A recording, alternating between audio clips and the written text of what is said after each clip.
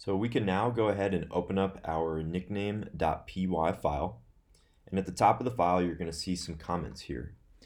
And this has information about this CLI, the different Python topics it's utilizing, and it gives you some sample data that you can use to play with this CLI yourself. So in a nutshell, this CLI is going to generate a nickname for a user based on the data that they enter. And let's go ahead and just look at an example of this running. So I'm going to press play in the top right hand corner. And you can see that the first thing it's going to ask me is for a street name. So this could be where you live, where you currently are. So let's just use Broadway. The next question it's going to ask is my age. So I'm just going to put 95 to see what happens.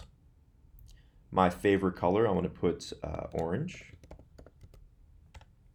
My birthday month number, let's just try January and put 1.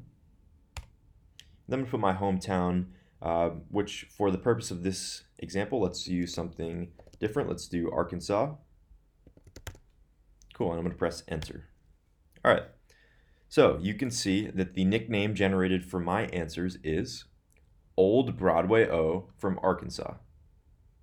Let's go over how this CLI generated that output.